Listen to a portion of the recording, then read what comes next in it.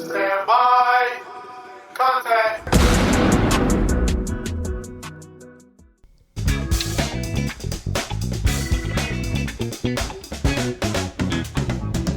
Good morning, good afternoon, good evening, ladies and gentlemen. This is Pit Talk, pulling pits and opinions with your host, Gunny G, where service members help service members, period, past or present. Follow, like, subscribe everywhere you get your podcast and on all social media platforms.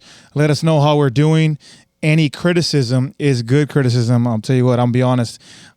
Nobody's told me anything bad, so I think I'm doing everything good. But before we get started, thanks for those that have followed. Thanks for those that like and subscribe. And thanks for the ones that find it in their heart to graciously donate to the cause. Hey, I'm all for it. My family's blessed because of it, and so am I. And I hope that this continues to go forward, move forward as a hobby and mental health for all service members alike. We got a special guest. I'll let him introduce himself, but I'm in the presence of greatness, one of the greatest content creators on Instagram. Give him a shout out. We got Gunnery Sergeant in the Marine Corps. Go ahead and introduce yourself, dog. What's going on, everybody? It's Gunnery Sergeant Parham, and I'm happy to be here. Thank you for having me, and I hope I can answer any questions and provide you with all insight for recruiting duty in 2024. Well, look, I'll tell you what. Before we get started, I mean, you're going to give your basic info here, but at the very last of your basic info, just let us know why you're crazy enough to do an 8412 right here in a second. Basic info, billets, how long you been in, where you served at, and why in your right mind would you go 8412, honestly? All right, cool. So I've been in for 13 years. I'm an avionicsman. I work on Hueys and Cobras. I was stationed at Camp Pendleton for about 11 years. I've been on recruiting duty for two years. I'm in my third year now. I've been in the staffing SOIC for the 31st MEU. I've been on the 15th MEU, and then I've done a UDP. So I've been around the world for about 3 times, and it's been fun. I did 3 years at the schoolhouse, so I was an instructor there from 2016 to 2019, and after that, I went on the 2 deployments. Right now, I'm currently stationed in Sacramento, California, where I'm the station commander for RSS South Sacramento. Dang, it sounds like you're doing big things, dog. Big things on social media, big things at the RS. My goodness gracious, I'll tell you what. You know, I appreciate you giving some time for this little guy here on Instagram. I appreciate that, man. But you forgot one tidbit. The 8412 piece. Okay, the 8412 piece. So I have not made my decision on if I'm going to become a career recruiter, just because of logistics, pretty much. I own a home in San Diego. My MOS is down there. I came out here. It's been a grind. It's been a grind. There's a lot of wear and tear. Recruiting duty was not what I expected it to be, and that's not necessarily a good thing or a bad thing. But I still got a lot of time before I make that decision. So I have not made my decision yet on if I'm going to be in the 8412. Or if I'm going to if they would even accept me to be in 8412. I mean, your stuff's good. And I mean, you're a station commander. Why wouldn't they? That doesn't make isn't that a prerequisite? Yeah, it's definitely a check in the box. My thing on recruiting is if you're committed and you're doing the best you can every single day for 3 years, a lot of people can get burnt out. You know what I mean? So there's a lot that goes into this, a lot of training and mentoring with the Marines that you work with. And then the thing that people don't take account for is the training and mentoring that goes into the poolies that you have, because they're not under the DOD. They're not getting paid. So they don't have to do what you tell them to do.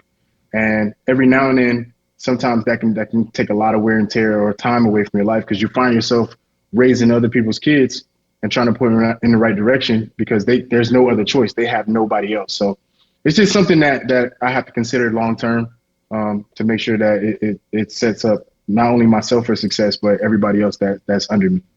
We're going to pause right there at 4:33. Can you do me a favor? Can you slouch a little bit? So I can get lower? Yeah, so I can get the dome piece. Yeah, there we go. The whole, and not the dome piece. I'm just saying your whole head. You know what I'm saying? Like, I'm sorry, I'm a drill instructor, so I got some bad lingo, some bad habits. I got you. Perfect. It's all good. All right, here we go. 4:30, 4:55. We're good. So, okay.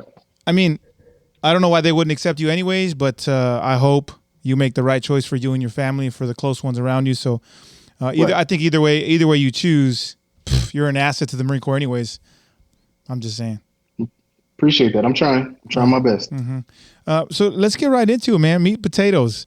Look, recruiting duty, good, bad, the ugly. I think that Marines want you to be transparent, and I think we should compare ourselves to other service branches and see how we're doing. And then, professional rant. I think that either we're humble about it or we need to do some correction and some rudder steers, so to speak.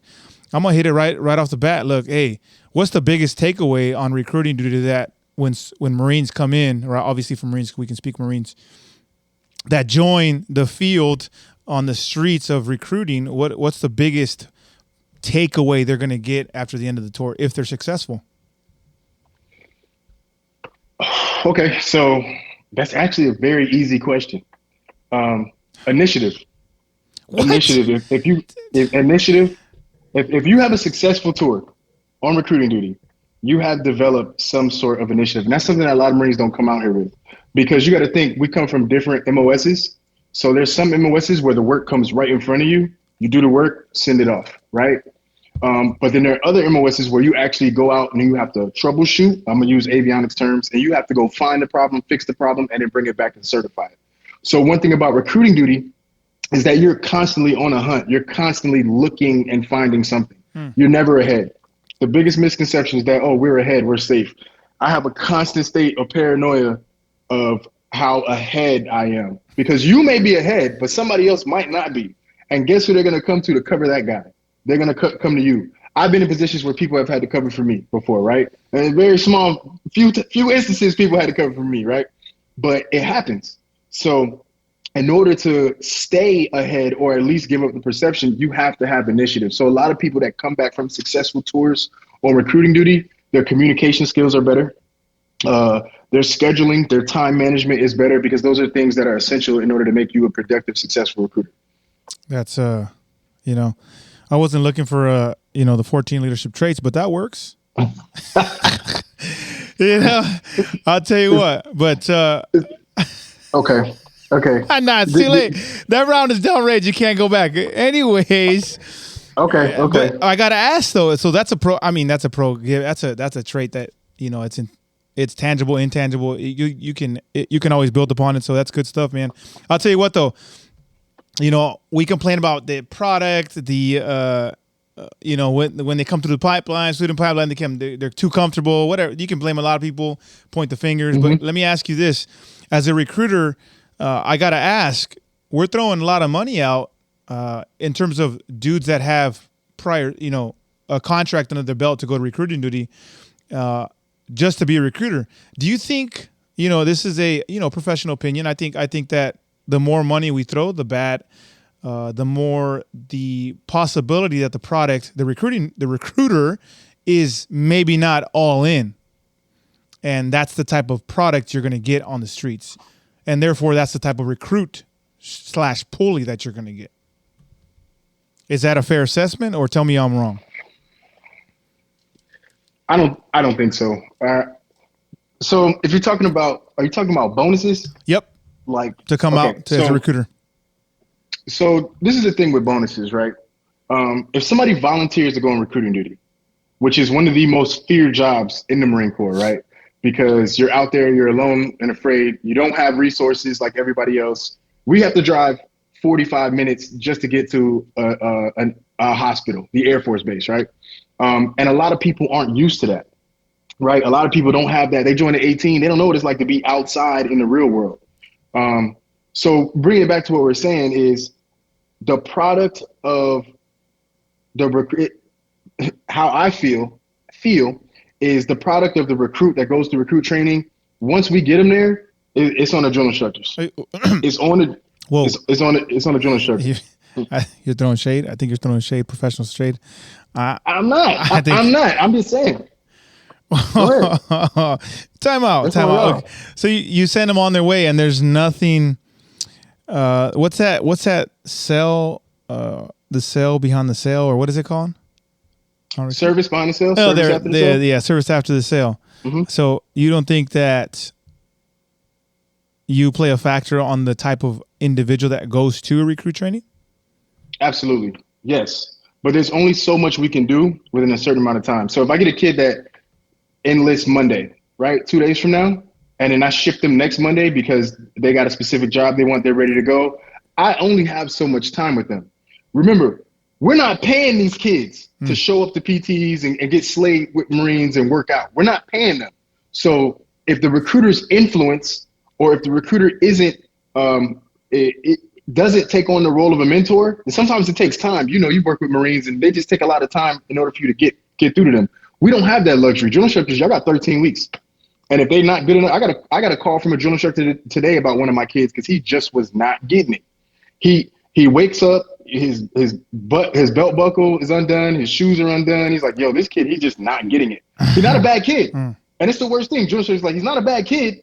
And I was like, look, man, I'm going to tell you straight up, that kid has nothing to come home to. Whatever you got to do to make sure he graduates as a Marine, like, he's a good kid, he's a smart kid, but these kids, they don't have any hope. And it doesn't even start with recruiters. It starts with where they're from. I'm recruiting from an area where kids can't pass the ASVAB, where all these kids are on prescription drugs, where some of the parents aren't really caring about their future. And I only have so much time with them before I can implement myself or my qualities on them enough for them to take it to boot camp. And then somebody else picks up the baton and takes it and finishes the race. So, I mean, it's the reality of it. We got to stop. We got to get away from this. Like, it's your fault. It's my fault. It's my fault he smoked. I was in the house with him smoking. It's my fault he got a DUI. Like, that old Marine Corps mentality of like, your Marine got a DUI this weekend. Really? Ask me where I was at. I was at home watching football, minding my business. Oh, well, it's your leadership. It's my leadership. You know what I mean? So I keep it real. We got to get away from that because it's not the reality. People have to want it. People have to want it. And sometimes people don't want it. So it's not on the recruiter 100%. It's not on the drill instructor 100%. But at the same time, what does that person want and how bad do they want it? So we do the best that we can to find the people that are really bought in. But a bonus or not, I tell all Marines to volunteer. Volunteer now. Get them before they get you. Get your bonus. Go out there. Don't let them choose for you, because then you get cornered to the point where now you can't re-enlist. You know what I mean? Or now your career, you're gonna get slowed down because you denied orders.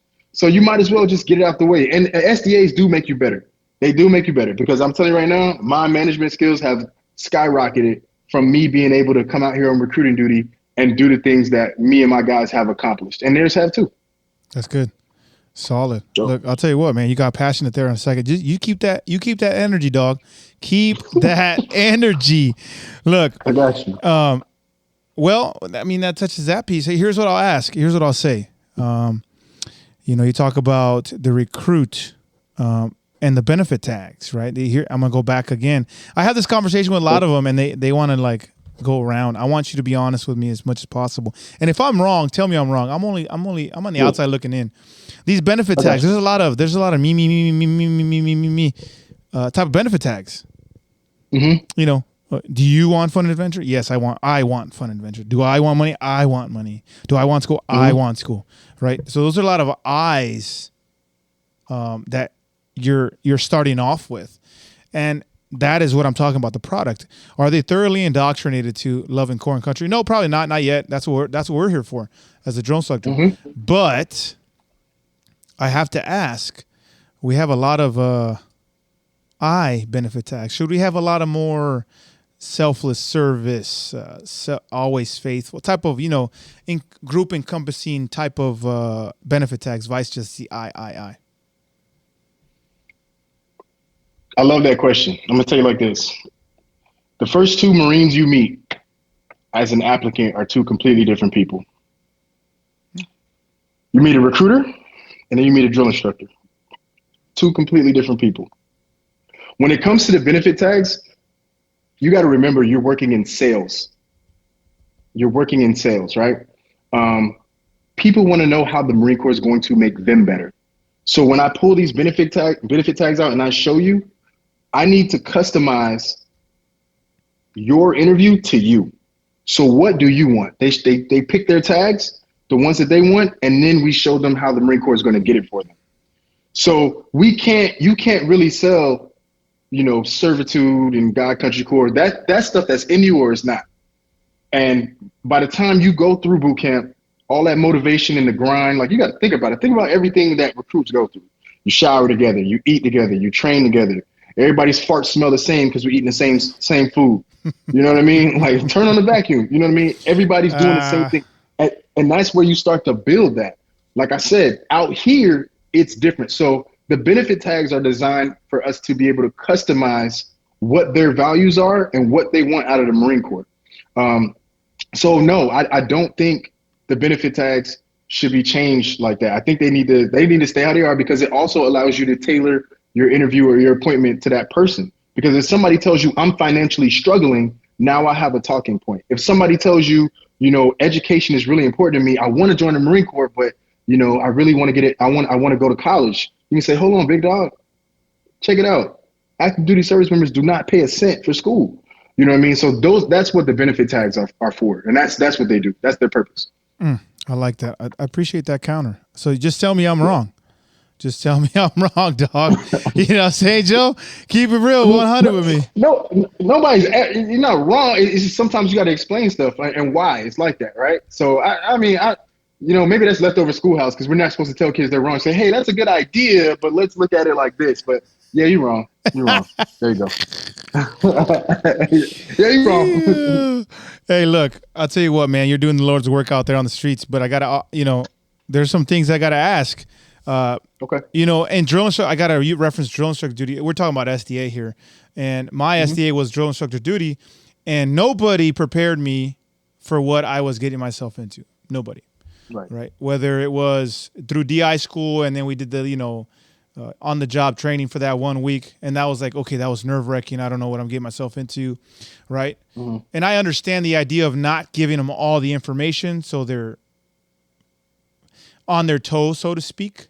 So they understand the training cycle, right? Because if I give them all the hidden movements, then what are they going to want to do? They're not going to want to work. They're going to want to go to the hidden movements. And I get that piece of leaving that piece out. But sometimes we got to give them something, give them a bone so that they can, give a dog a bone and get all excited, right? And that's the same thing I'm going to ask. On recruiting duty, is it the same expectation across the board? I get you're saying that it's probably not. But what type of information can you give a recruiter? Because I don't think they're prepared enough to get on the streets. Are you talking about like information to give a new recruiter fresh out of the schoolhouse or? Yep. Okay. We've done, we put out a couple of videos about that. I think the hardest transition for recruiters or for new recruiters is realizing that they're around civilians. How we talk on base, even myself, I'm guilty of it. How we talk on base, how we talk around other Marines, we can't do that. Civilians can't handle that. They don't have that kind of humor or understanding like, he didn't mean it or anything like that. So it's almost dialing back and adding that civilian professionalism. So when they get out here, saying things like tracking or going to the head and stuff like that, like they don't know what that is. And they look at you like and that's where people get that stigma that, oh, Marines are robots and like kids will joke about it all the time. And then they're almost impressed when you talk to them like regular people. You know what I mean? That's what's gotten me far. Like, I don't do the whole robotic, like, I'm like, yo, what's up, man? What are you doing today? Like, y'all trying to join the Marine Corps or what? I'm like, I'm not even playing. I come to classroom like, man, what you about to do when you graduate? You might as well join the Marine Corps. That plan. You know what I mean? Like, you got to be normal. You got to be normal. Don't come out here being all robotic. Like, if you look good in uniform, you know what I mean? I did a class a couple months ago. And there are 5 senses, right? If you conquer 3 of the 5 senses, it will boost your attractiveness, right? So real quick. So you got sight, you got hearing, smell, taste, and touch. Well, you can't taste and touch any civilians because you're going to go to jail if you do any. If you bite people or you touch them, you're going to jail. That's assault, right? So if you got a recruiter, right, that smells good, that can speak fluidly, and that looks nice and neat in uniform, you got something you can work with. Like 80% of the battle is done. You know what I mean? Because kids are going to want to be like that. Like, I want to be like that dude. He always has a fresh haircut. When he walks by me in the hallway, his cologne smells good. And then when he speaks, I know who's talking, right? So if they can just master those 3 things, it will boost recruiters' confidence and obviously bring people more to them, right? I see recruiters from other branches. I've seen Marine recruiters just sloppy, just like, what are you doing? Why you look like that? You know what I mean? What are you selling? And it's crazy. It's really bad. I love it when it's other branches because it just makes it easy for me. You know what I mean? All right, cool. Hey, you want to look like him? Okay. You know what I mean? But when I see my own doing it, that's when I get irritated. Like, hey, come here, go get in the car, go home and take a bath. And that's happened. So you just gotta they gotta take care of themselves. They gotta figure out where they're gonna live. A lot of them come from the barracks, so they've never had BH before. They don't know how to apply for an apartment. They don't know they gotta ship their car or drive their car if they're coming from like Okinawa or something crazy. They gotta move their family. It's a huge culture shock when they do get out here. So that's one of the things that a lot of them struggle with. That I feel I've talked to a couple of my homeboys down there at BRC. It's like, can we like implement like a day for them to look up like apartments or for them to get like help with traveling? And they've done certain things. BRC is moving in the right direction with that. But some of them need more help than others because they've never been exposed to it. So they just they gotta have their own confidence and they gotta be responsible adults because people don't realize how much they get babied in the Marine Corps until they're out here on the streets and they realize, oh man, I gotta pay a light bill. Yeah, your lights got cut off because you didn't pay that bill on time. So that's the reality that they gotta face when they come out here. This is obviously too many variables then, huh? It's a lot. It's being an adult. It's being an adult. It's hard out here, bro. Let me back in the fleet, please. Please let me back in. Oh, my goodness, man. I'll tell you what. Any SDA amplifies situations or things in your life that are not necessarily good. And I got to ask, the ones with family, right? The ones with spouses, wives or husbands alike, if they don't go into it with struggles, they're going through it with struggles and they come out with struggles and potentially divorce. And I hope that that's not the case. I hope and pray that's not the case. But what can we do for service members that go with spouses to better educate them and the spouse in terms of the recruiting duty, being on the streets, what they're getting themselves into? You think that BRC maybe should implement a day for spouses if it's able to, if it, the schedule is willing and able, things like that, maybe do a video conference. I don't know, because families are not really in the service, but they're in the service. So each RS, MCCS has a program where they'll actually like fly the spouses out there and give them classes, right? But like they have something where they fly them out there and they're like, hey, look, this is what your husband or your wife is going to be going through on recruiting duty. They give them the whole thing, right? But Marines being Marines, sometimes we think we got in the bag and we don't want to expose our family to all that stuff, right? What I try to do personally is whenever I've had a few times where I've had recruiters rotate or come in or whatever, I'll have them bring in their spouse and then I'll talk to their spouse and I'm like, listen, the things your husband is about to experience on his duty is going to be like never before. He's going to get told no 1,000 times a day. The last thing that he's going to want is to come home and argue about, petty stuff or whatever. So if you have things that you need from your husband or your spouse, try to be patient with them because they're going through something. They're about to go through something, and it's not for everybody. They tell you in BRC, you want to leave with the 3 R's: the rank, the ribbon, and the ring. All right.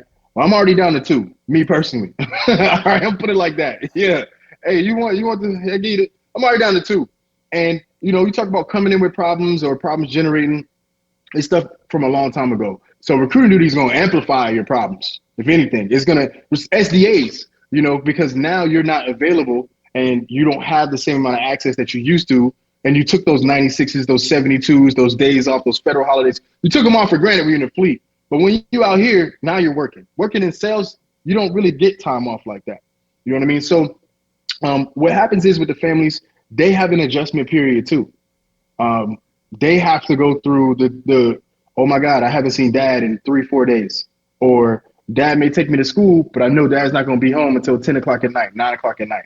Because when you're trying to learn this job, right, there's a lot of things that you have to know. There's a lot of things, a lot of checking the box, a lot of admin. If your admin's trash, you're going to struggle. That's me. My admin is terrible.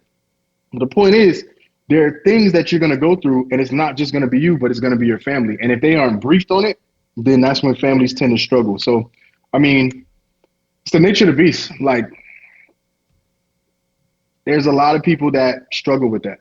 There's a lot of people that don't get the help that they need with that. And it's 100% going to be up to them, and they're going to have to use the resources and be able to talk to people that actually are there, that are going to help them. So I get that. That's all I got to say about that. That's the 3 R's, man. It's unfortunate. You know, you got 2 out of 3, but here's your experience and your experience can help somebody else. Let me ask you this, if you're willing. What could you have done? You know, past the past, you can't get it back, and we're in the present, and we can only move forward, even though that tomorrow's not promised. I got to ask, you know, what could you have done differently for your significant other on that duty? I had issues before the duty.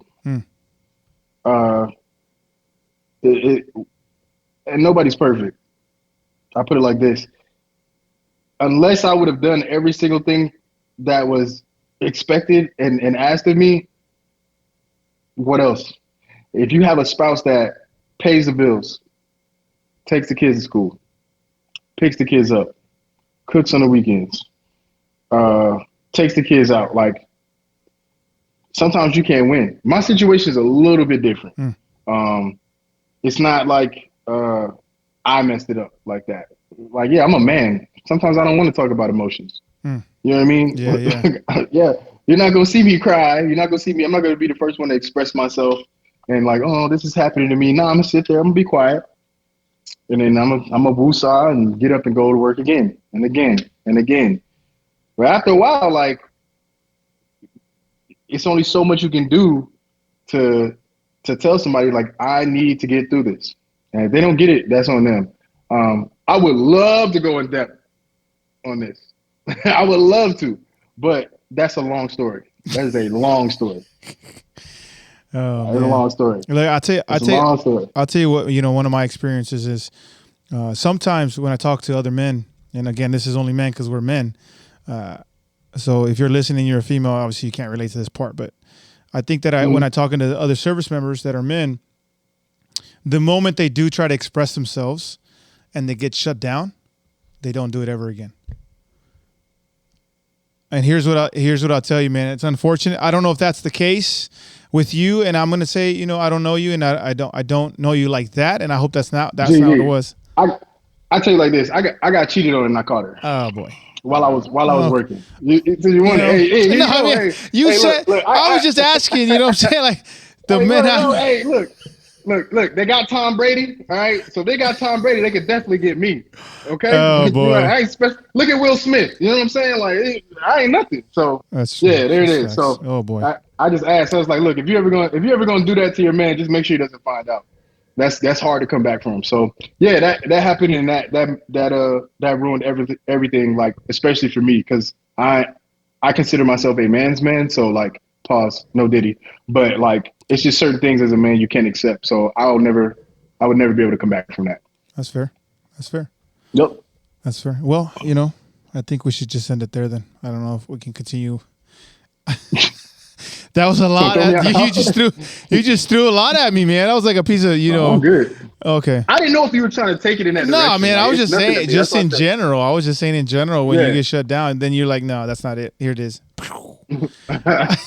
You know, I'm a little hurt. I'm hot. Is it hot in here? I don't think that's the podcast. I'm great. This you know, I don't know if we were going to talk about cheating and, you know, infidelity. I wasn't ready for that. Hey. And you got the red cup. My goodness, maybe I shouldn't have brought that up. Cranberry juice. With what? Cranberry juice. Cranberry juice with nothing. Absolutely nothing. Oh. It is like 7 o'clock. I'm absolutely nothing. I don't know if you're still dealing with it. That's all I'm saying. No, I'm good. I'm good, bro. Okay. Red cup. Got it. Ladies and gentlemen, it's just the red cup with juice. Juicy. You know what I'm saying? Anyways, let's get back to it. Yeah. Joe, man, I got to tell you what. Again, I got to appreciate you taking the time to come on and talk about recruiting duty.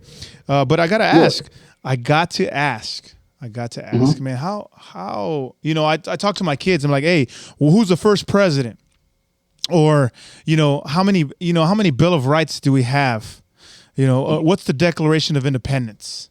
Trick question, right? When is there's a lot, government, the branches of government type of questions, right? Just some basic stuff that we probably should know as the American populace. I got to ask, how many of those kids struggle with just that basic knowledge? All of them. They don't know anything. They don't know anything. I asked the kid what the capital of Canada was, and he said Mexico. Boy. I used to do, I don't know how I got taken down, but I used to do trivia. There's some trivia left, but I used to do trivia on things that you should know. And some of the questions are hard. I didn't even know them, but I was like, they're kids. They should know these, right? I already made it out of high school. And a lot of them don't know. They don't know. They don't know basic stuff. Their vocabulary is limited. They have 6th grade reading levels, and they're graduating high school.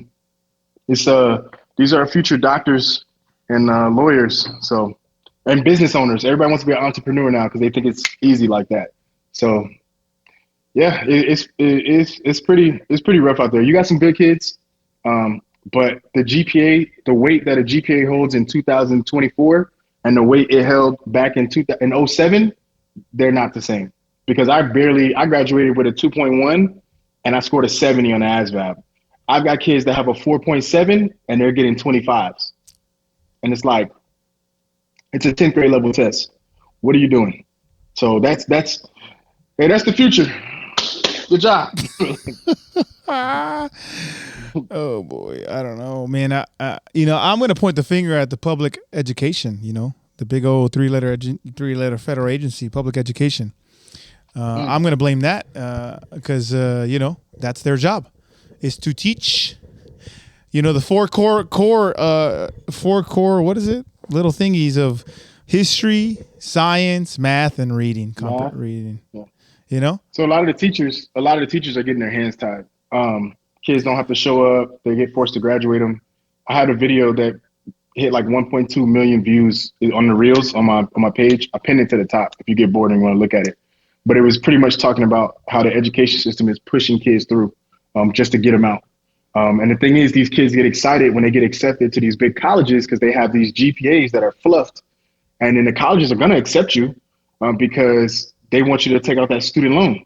So you take out that student loan and then you realize, oh my God, like I can't cheat anymore. I can't use a calculator. I can't use ChatGPT. Like you guys are checking for plagiarism. And then they get exposed and they drop out and they're stuck in a whole bunch of student loan debt. So it's a big thing going on. I took a lot of heat for that video, because some people were like, is this the message that the Marine Corps wants to send out? And I was like, look, man, I'm just telling y'all what I see. You keep asking me why my kids keep failing the ASVAB, and I'm telling you why they keep failing the ASVAB. Oh, boy. Yeah. That's sad. I hope that's not my kids. But, I think as the more I have conversations with them, they're both teenagers, 16 and 13. I'm a little nervous. I'm a little nervous because my daughter right now has a 3.5. And honor roll student for a freshman year of high school, and that's great. And I tell her, look, to me, your GPA tells me a lot. It tells me that you're working and that you're doing the work outside of your class to make sure that grade is important. Grade is good. That tells me something. Work ethic. Whether you retain or not, you're working, and I appreciate that. But again, that's with a grain of salt. On the flip side, it could just be just what you said. Just move it along. Well, my experience on that is based on this area, because where I'm at, they're pretty bad. They're pretty bad. Like their number one choice is to go to community college. Like they have no aspiration to do anything else, like not even go to a 4-year school. So it's different. You're down in San Diego, right? No, I'm in Washington State. Oh, you're in Washington State. Oh, okay. You did say from. Okay, so I don't know how the education system is there. So I'm talking about California right now. California, we are getting slaughtered. Oh boy, it hurts. It hurts. You should see how I look at these kids when they fail the ASVAB. I'm like, what's wrong with you? You can't read. You can't read. I asked the kid the other day. I said, "What's 4 times 8?" Oh no. And they said 37. And I said, let me ask you. You know what? Get out. I made a whole meme about it. I was like, there's not one odd number. If there's anything you take from math, there's not even an odd number in that equation. how did you get 37? What's a kid took the practice test. It's like, how do you think you did on the test, man? He said it was pretty challenging. I said, what'd you say? He said the test was pretty challenging. And I'm like, you mean challenging? He was like, oh yeah, challenging. And Oh my I God. listen. I sent him the MEPS because he was authorized. They didn't have anything wrong with him medically. I said, hey, we're gonna send him. We're gonna see how he do. He passed the practice test. He scored a 5. I was like, you know what? Tell him that his mom need to pick him up because I can't waste no more energy. And then I sent my recruiter to go get him. But I was just like, challenging. Like, yeah. Yes. Yo. True story. I think you know what? I don't think I'll be a good recruiter. Nah, you already went to the drill field. You'll go crazy. Based off that information alone. If that is You'll the go general crazy. pop, I will not be a good recruiter. I'm gonna make fun of you. Give your kids the ASVAB. If you want to know, because at least if they take the ASVAB, they know what they're good at. If you want to know if a kid is legit, give them the ASVAB because there's some kids that don't do their work in school, that hate school, that score really high. So it's weird. But if you want to know if somebody's like solid, like I can work with this, give them the ASVAB. Give them the ASVAB. That's it. It's a 10th grade level test, and I have people with degrees that have failed it. Failed it. Yes. Jesus. College is a scam. There's a lot of stuff about college is a scam. My bad. I ain't mean to rant. I don't know about a college. I think, yeah, that too, but I think more at the K, 9 through 12th K, 9 through 12th grade. That's where. No. Let me rephrase it. College is scamming about 70% of these kids because they know they have no business being there and taking out those loans. Is that better? Yes. Is that a better statement? Yes. Okay. Wow. Because they're gonna chop up everything that we say and that people want to argue. And when you post this, it happens all the time. So college is scamming 75% of these kids that go. Wow. That's it. There's a lot of. You seem disgruntled. Are you trying to? Okay, I'm not. Why are you trying to provoke me? Why are you trying to set me up? I'm just. You seem disgruntled because the product that you're getting is like, whoa, man, like just go back, go do it again, and then come talk to me. I'm not disgruntled. I'm just mad at how I'm aggravated at how America views service members because they all think that we're dumb. They all think that the military is a last resort. You know what I mean? And then they come in here and score 12, and now we all looking at each other like, what happened? You know what I mean? Like that's what I'm getting to. Like, oh boy, you think I'm dumb? I work on multi-million-dollar aircraft. Like, and I'm sitting in this office with you trying to help you read and learn your multiplication table. Wow. You know what I mean? So like that's what frustrates me because we make more money than parents, and then they come in here talking smack to us. Like, I'm tired. I'm tired. So that's what I'm saying. That's it. I'll leave that there. Okay. All right, Joe. Take it easy, Joe. You know what I'm saying? I'm just having a conversation with my friend and fellow service member. I feel you. It's hot, dude. Is the AC on in here? My goodness. I don't know if you're being serious. Maybe my facial gestures should be a little bit better, but it's hot. I'm telling you, it's hot. I'm gonna get a lot of hate and discontent on this one, but I like it. From who? I don't know. Just people that listen, because not everybody's service. Civilians? Yeah, I get civilians that listen to my stuff too. Hey, look, if you're a civilian and this offends you, shut up, all right? Because you need to come out here and teach these kids. Everybody that got a problem with anything I say, come out on recruiting duty for a month. Come to my office and come work for me. You know what I mean? Come sit here and listen. I don't have the. That's why I can't be at 8412. I hope that answers your question. There it is. I hope that answers your question. I hope I see you back on the fleet, dog. I hope I see you back. We got to get this live. I'm trying. Oh my goodness. How long you got left? So I have about 9 months left. Oh. But I'm probably gonna extend until my divorce finishes. So I may extend for a year to stay out here. We'll see. There's a lot of factors, right? Like, if I get pissed off, if it starts going in the direction I don't want it to go, like ejectocito, cuz let me get out of here. You know what I mean? Like, hey, look, y'all got it. You know what I mean? But there's a lot of personal things that are keeping me here. I've made a lot of good relationships with families I wrote a kid my first year here, and we just wrote his brother 2 years later. You know what I mean? So I'm real close with a couple of families, and like the good side of where I'm at. But me personally, with everything that I've been through and everything that I've sacrificed and all the time that I've given on recruiting duty, I'm tired. I am tired. I'm exhausted. There's a lot that goes into this that we don't get credit for, that we don't get acknowledgement for, that we don't get that. And my command does a really good job of supporting me. But overall, like I want to live. You know what I mean? I don't want to have a heart attack, die from heart failure one day, like because of stress and high cholesterol. Like, man, I need to go sit down. Shoot. Oh So that's where boy. I'm at. Look, man. That's where I'm at with that. Dang, Joe. If you're listening, you're trying to go on recruiting duty, don't. Nah, You just, come out you here and get you just, some. you just freaking you scared half of the listeners right now. What the? Hey man, come out here and get you some. Yeah, I'm different. I am a different person. All right, come out here and get you some.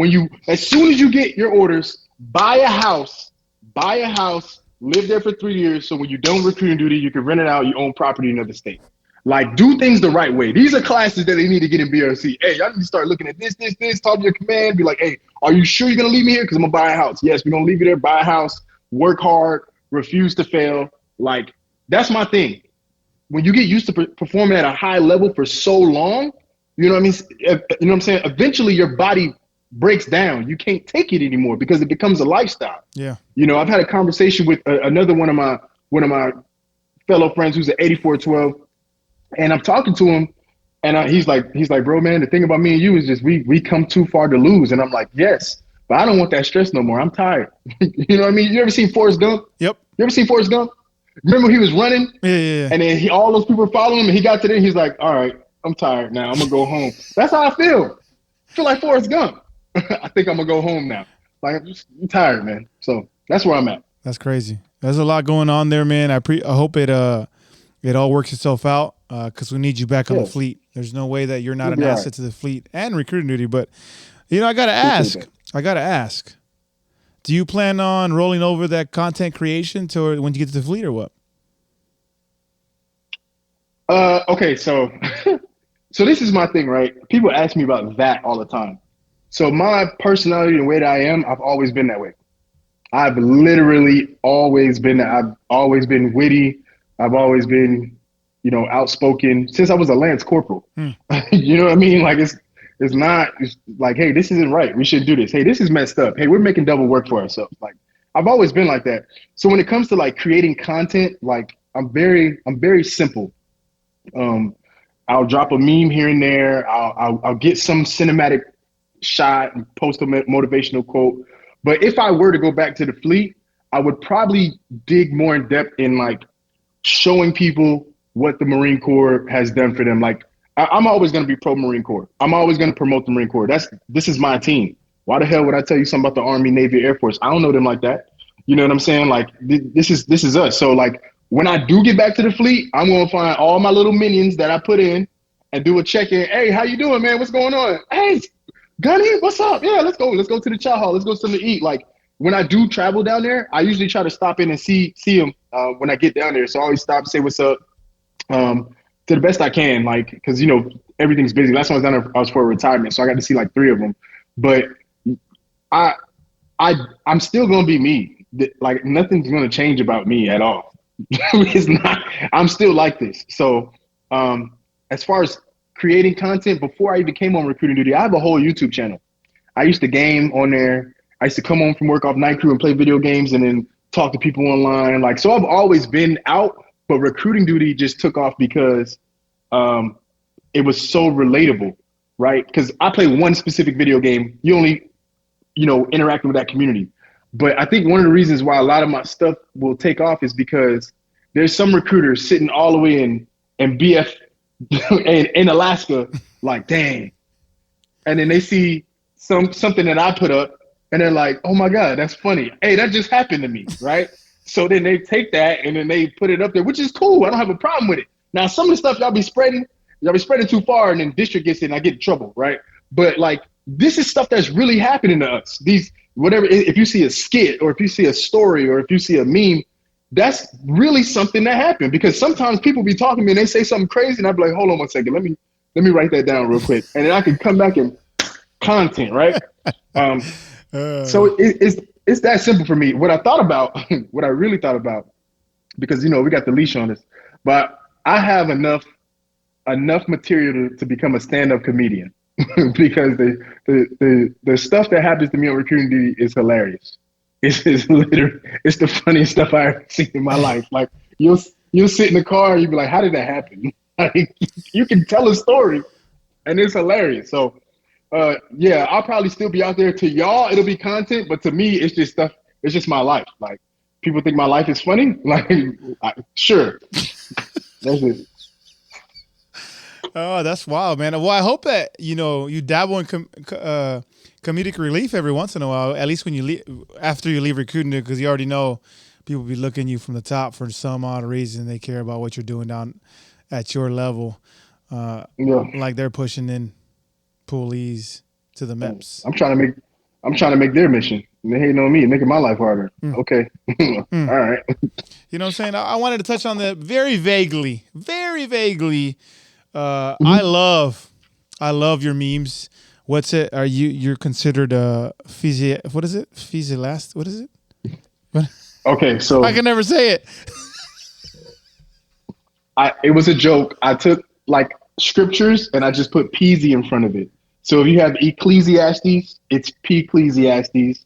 And then you have Leviticus, it's P-Ziticus. It's just stuff like, that's all it was. Like, it's about time. It's a new season, so I need to change it. But yeah, that's all I did with those. Yeah. I like it, man. It did that, you being honest with those memes, get you a little bit hot and bothered all the way up and down? Some of them. So I've been very fortunate enough to have people in my corner at this time that will usually call me like, hey, that one's pushing it. You know what I mean?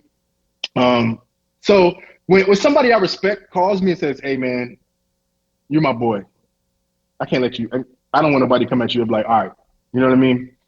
But like when I get critiqued by people who don't know how, I'm trying to watch how I say this. When I get critiqued by people who don't know how to use social media, it's annoying.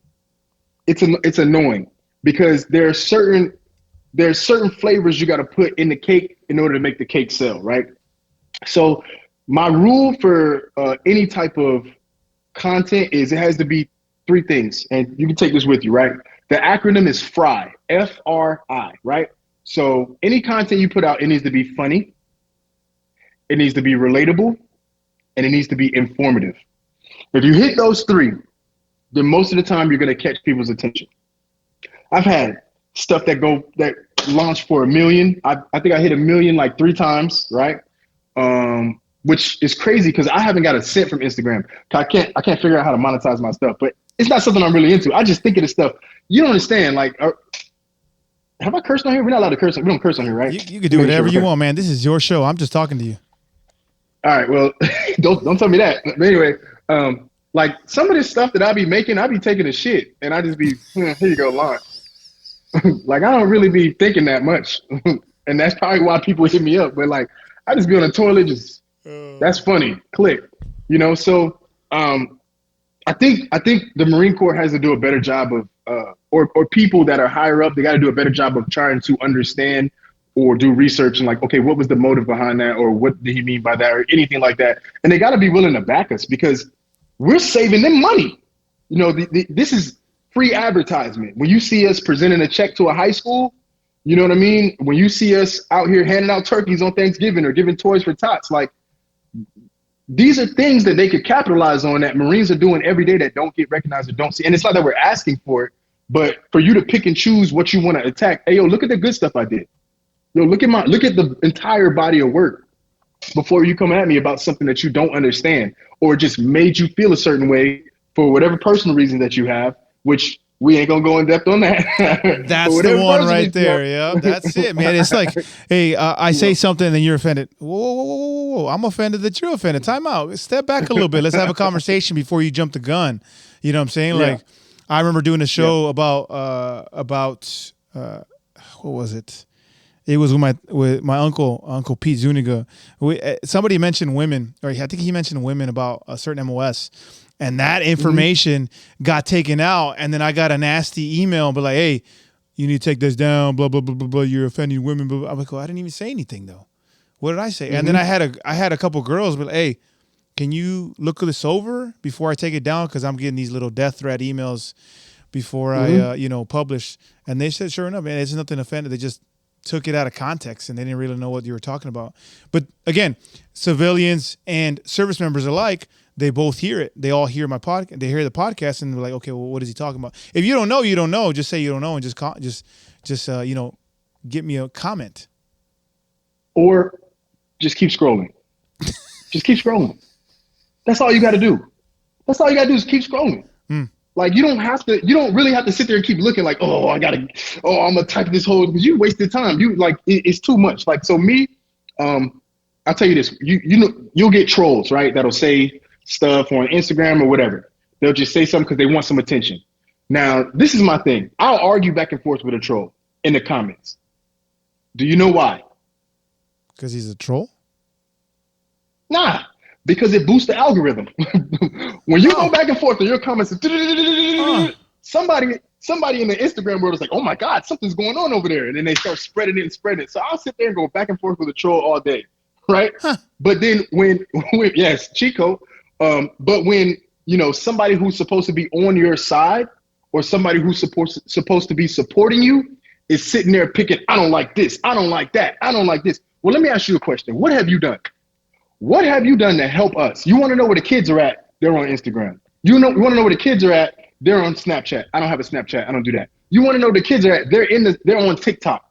So please tell me what you have done. We keep putting the same stuff out over and over and over again, and it's old. It's old. These kids don't care about that. Do you want to better yourself? No. I need a job. I need a steady paycheck. Woo. I want to drive a nice car. When a recruiter pulls up with a nice car, my boy Rios, he had a Corvette. He used to take that thing with him everywhere, like one of them new ones that look like a transformer. Listen, how do I get that? Join the Marine Corps. That's all you got to do. That's what I did. You know what I mean? They want to see stuff. These kids are visual. They need to see that you have a personality. And that's one of the things that we try to do at my office. We try to show personality, that we're not robots. So it's really hard to do that when you have people restricting you and tying your hands the whole time. And it's like, well, what do you want me to do? You want me to just sit up straight, left hand, left knee, right hand, right knee? You should join the Marine Corps. This is a great branch. Fitness. No. They need to see you in the gym. They need to see you lifting weights. They need to feel the confidence when they get you in front of you. And we trying to do it, but some just don't get it. You know what I mean? I had a quote the other day. It said, some of you, I ain't dropped it yet, so don't tell nobody. But it says, some of you aren't legendary. You've just been around for a long time. Like, literally. And I'm telling you, but it's the truth. Y'all not really that good. Y'all just safe where y'all at. Because if you really got a problem with the way things are going down here, then please, I welcome you. Come on down here and write a couple contracts. Come over here and drive a kid 30 minutes out, 30 minutes back, 45 minutes out, 45 minutes back, and then just for them to fail a test and see how you're going to feel at the end of the day. Now guess what? Now you got to work this weekend because homeboy didn't want to learn how to read, something he's supposed to learn in the 10th grade. That's why my face is like that. And all those memes, that face, that's how I look every time somebody fails the ASVAB. You make me laugh. That's where that shit came from. Oh my goodness, man! I'm glad that you got 9 months left. Now you feel me now? Yeah, and that's why I can't be an 8412. Oh boy, I thought about it. I have a couple recruiter friends. Even Lamont. I was talking to him and said, "Come, a bunch of other ones." And I mean, you know what? I think I'd like to do recruiting, but you right now, you put the cherry on top. I ain't going nowhere. I'm fine right here behind my desk. Are you from Washington? Nah. Where are you from? We're from Texas. Okay. So recruiting duty is a cheat code when you get ready to retire, if you're a gunny, right? Or a sergeant major, because then you can go wherever and be like, all right, we got 3 years here. Go ahead, settle down. We're gonna be here for the next 3 years, whatever. And that's kind of like what I'm thinking about. If I was to come back and do a second tour, then I would pick, because like everybody's gonna know, hopefully by then, what they're gonna get out of me. Hey, sit me somewhere, give me 3 months, and we're gonna have a party. We're gonna be great. But if it's really something that you're thinking about, you just got to know where you're going, know some people there that's going to take care of you, look out for you, and show you what you need to know. But recruiting duty is easy. It's not hard. It's not for certain people. It's not hard for me, but I know how committed I am into winning and to being successful and to actually making a change. And as corny as that shit sounds, that's really how I am. My delivery, my outward appearance, yeah, it is what it is. I can't change it. God made me this way. But I really do care. You know what I mean? I really am passionate about it. So it irks my nerves when people who aren't doing what I'm doing have something to say. You know, I gotta stop. It felt like you were choking me for a second when you were doing that. Right? You need to get checked, man. You need to get checked, man. Something wrong with you, man. It's hot in here, dog. You're going a little bit aggressive with me. I'm just trying to talk to you, dog. All right, I'm gonna dial it back. I'm sorry. It's what you wanted, man. That's why you brought me. Yeah, here. you're right. You're right. You know, I am getting checked. My wife told me I need to get checked anyways, but that's what it is. Man, thanks for coming on, man. I appreciate it. You know, this session's gonna be late night with Joe. No pun intended. You know what I'm saying? Like, it's just money. Money. Yeah, you know what I'm saying? A late night with Joe, and you got to give me the face so I can just put on that thumbnail. That's gonna be, oh my god, gold. I'll send it to you. I got you. Yeah. I'll send it to you. I got you. Ladies and gentlemen, this is freaking Joe. You know what I'm saying? Hey, where can they reach you out? They want to know more about you, your social media handles, blah, blah, blah. I don't have a Facebook. I don't have a TikTok. I'm only on Instagram. It's Gunnery Sergeant Parham, GySgt Parhm _USMC. That's where I'm at. I respond to everything. So watch what you say, because I'm going to say something back. And that's it. You didn't get me back on your beard comment. I probably missed it, or I was probably I be driving sometimes, but yeah. I think you were at the movies or something like that. You did a little skit on the movies. You had the guys. You were like this, and I'm like, this had a beard. I'll get you. And I said, where's your shave shit? So I have discoid lupus, right? So it's a skin disease. Where like if I cut my skin open, it's an autoimmune disease where you'll get a lot of scarring and stuff. Like it's beyond regular like razor bumps. So I actually have a indefinite no shave chit. Like every time I change my ID, I got to pull it to my ID and make sure it's on there just in case somebody wants to ask. But the new order or whatever says that people aren't allowed to ask. So I could actually grow a full beard, but I don't like that look for recruiting duty. So I'll shave every 3 days because my facial hair grows slow, but it grows in thick. But I can actually rock a full beard. That's why a lot of my old videos, if you look back, you'll see like when I was in the fleet, like when I deploy, I grow my beard out. Like I look like Django when I grow it out like that. So yeah, it's bad. That's what's up, dog. Hey man, again, It's been an honor and a pleasure to chop it up with you. I hope we can do it again. Anytime you want to come on, just let me know. I'm all for it. If we want to professionally rant, let's do it. We got the platform to do it. You know what I'm saying? I can't wait to see you back in the fleet. Hopefully I can get you in 6 months into the fleet, see how your transition's been from streets to whatever that would be called. You know what I'm saying? The fleet, yeah. It'll be too easy. I can't wait. Yeah, hell yeah. We'll put that in the calendar now. Ladies and gentlemen, it's Pit Talk, pulling pits and opinions with your host, Gunny G and Gunny Parham. Gunny Joe Parham. I like that Parmesan. Yeah, all the time. Where service members help service members, period. Follow, like, subscribe. Everywhere you get your podcast and on all social media platforms. Let us know how we're doing. Any criticism is good criticism. Ladies and gentlemen, oh, hello. We out. Stand by, contact. Ceasefire. Stand by, contact. Ceasefire. Pit Talk is a podcast featuring active service members who discuss their thoughts and opinions on various issues surrounding military life, current events, and history. The statements heard here are the opinions of its members and guests. These do not necessarily reflect the views of the Department of Defense and are not endorsed or sponsored in any way. Listener, viewer discretion advised.